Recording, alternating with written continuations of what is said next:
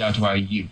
There are not enough individuals to work in that area to going directly into our community, reaching out and grabbing those young brothers and talking directly to them. When you were coming up, when Ellis was coming up, he had Naeem Akbar go to him directly. We had individuals go so we don't have enough mentors. Right.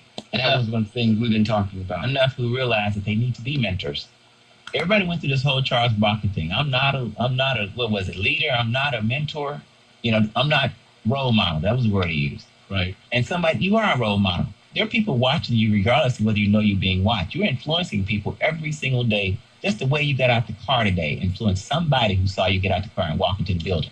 You're influencing people. And I think more men and, women, it's okay to tell a young man, straighten up, pull your pants up. Right.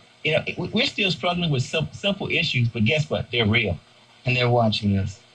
And the thing about it is you got more women out there in the community who are doing things than we have enough men. And we have to get more men back into the community. One of the things I appreciated the other day at the church last week is we had men who stood up that I was very strong with. Members of the Detroit 300 came out and volunteered to help out. I was very grateful to see that. We had individuals who came. And we need to also give praises to those men who are working in our community. Right. And we have to continuously do that. And we have to step up even more and praise those brothers who are doing it. Encourage more to step up. But we also have to say also that we need to make sure that you're doing it the right way. In this book, he brought out something. He was talking about a caterpillar effect and how we have some men who are boys in male bodies who are not reflecting a positive perspective. You can be a man in size and height. I mean, a boy in a man's body, but you're not making decisions as a man. You're not demonstrating as a man. You're still acting like a boy in a man's body. And let me give you an example of that. You're driving your kindergarten or your first grade to school, getting high on your way to school, smoking a marijuana cigarette, not realizing you put your son or daughter in a lethargic position. They walk into the classroom already at a disadvantage. Right. That's a simple example of a boy trying to be a man because he's taking a kid to school, but he's smoking, getting high on the way, not realizing it's affecting the kid also. And think it's all right. And declare I can do my thing, it's my prerogative. And so those sort of things we're going to have to call out. And we're afraid to call each other out. And that's a challenge because we don't want to police ourselves either. And we're going to have to stand on the fact that we cannot be afraid to police ourselves. If you're wrong or if I'm wrong, please tell me. But that's the only way I'm going to learn. It's like a lot of young brothers who think they can dress any way in front of a woman. And we're afraid to police ourselves. Yeah. We're talking with Ellis Liddell and Reverend Gregory Geis, Dr. Naeem Akbar, a psychologist, Black intellectual, comes to Detroit this weekend, right? Yes. This weekend he's speaking. What is this weekend at Detroit Unity Temple? 10 o'clock. On Sunday. Sunday, 10 o'clock, the doors of the church are open at Detroit Unity Temple. Check it out. I'm not trying to membership.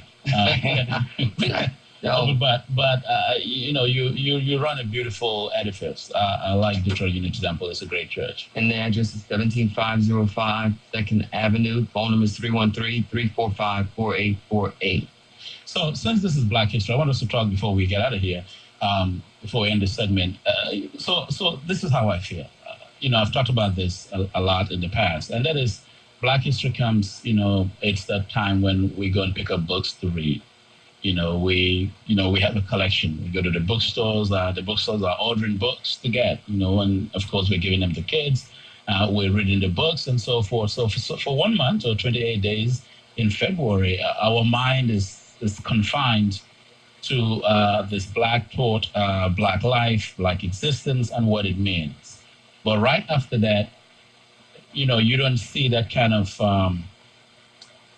not so much of an anxiousness, but you don't see that kind of rush, if you will, to embrace ideas rooted in Black history and so forth. So, and we've had this debate in the past. It's an ongoing debate whether Black history should only be confined to once a month, once a year in the month, or should it actually be psychologically, should it be 360 days a year? Yeah, and it should be. It should be 365 days a year. And the challenge with that is this. Right.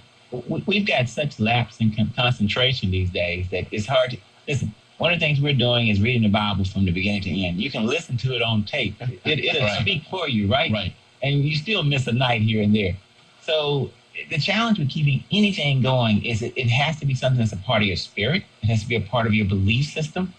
And we live in a society that constantly tells us that in order to be successful, you can't be Black. Now, if you believe that, then you've already stagnated your success. But if you actually believe that the more I pour into my spirit about who I am, where I'm from, what constitutes my fiber, then that helps you to be a stronger Black person, and you don't go places and compromise that. Whenever I go out and they say, "Where are you from?" I say, "I'm Detroit." Well, was I born in Detroit? No, Mississippi. But where do I live? I live in You don't Detroit. say you're from Sierra Leone. That's right. I don't say I'm from Sierra Leone. We talked about that. I look like the people from Sierra Leone, and I've embraced those people from Sierra Leone. So the thing is that you have to be proud of who you are and where you're from. Now, the challenge with that is that if your world exists right in this 20 miles area called Detroit, Right. you don't believe that there's a world outside of Detroit. Yeah. And that's what we have to do, extend and open our world up. Well, books can do that. And my take on that whole question is the fact that once you recognize that if you're living your life in a mannerism that you're always reflecting Black history or Black life continuously, Right. if you're living your life in a godly manner, you're going to reflect that period, because you should always be studying and learning who you are on a daily basis. Right. You should always be demonstrating a quality of life continuously. I don't have to wait till 1 month Right. to learn about something of who I am. I should always want to learn and to grow daily. I should always want to learn about the financial aspect on a daily basis. So my life should be an ever evolving flow of energy and learning, because that's a part of who I am. I should always want to be a better father. I don't have to want to learn to plant that seed of evolving. So the challenge is we wait till someone say that month come around and I stop it. No, it's a continuous ongoing effort to be a better presence in this world. And so it's nothing about a calendar. It's about a walk of life each and every day, each awakened moment. And when we plant that into who we are, that's about that everyday living, learning, being, presence, existence. That's like if you're a man of God, you don't wait till a certain time period to come around to be a man of God. If you are a person who recognizes who you are, from that man of God to that African American to that worldly individual, it's about your nature, and you live it, you walk it, you be it on a regular basis, 24/7. And you don't have to. I think it's a falsity to start with, to even think that you have to be white or act white to be successful. I think that is false. I think there are many successful people who have gone on to be, great, and have done a lot of things without having to, without having to basically hide, if you will, their identity and their color. And you know what? Part of the challenge faced with a lot of people, like in Dr. Akbar's books, he talks about Paul Robeson. Yes. You don't know great people who were intellectuals, Right. athletic. There was no drama. There's nothing. There's nothing Paul he couldn't do. Right. I look at you, Becky, and I see, writer, talk show host, a host of things. You're working on always being the best that you can be. Absolutely. And how does that happen? It happens because you continue to feed that part of you that hungers and has that thirst for greater knowledge. And that's the only way you can continue to improve.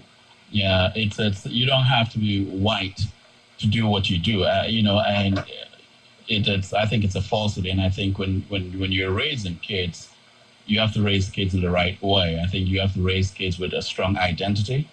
And I have friends who are Jews, and I've been to Jewish Seder dinners, Reverend, and I recall going to one in Bloomfield Hills about 4 years ago, and I was watching the kids around the table at the beginning of the Seder dinner, and just watching them pray in Hebrew. And, one of them is a law student, the other one was, I think, a psychology student and so forth. But they were praying in Hebrew before they started the dinner. And I was watching them rattle Hebrew language in great admiration. We're going to do another segment when we come back, just for 10 minutes. That'd be fun. They were rattling Hebrew language, and with such admiration. Like Yes. I thought I was sitting across from Hebrew praise. Yes. And there it dawned on me that for the Jewish community, their identity and culture is wedded to their daily life. Yes. Yes. And it's tied into a business, it's tied into a religion, and that's what happens. So, Yes. for the Black community, I don't see any reason why we should feel, or some should feel, you have to shred your identity and your culture to be a certain way. Absolutely. And of course, you risk becoming what Du Bois calls double consciousness. We'll be right back, right after this break.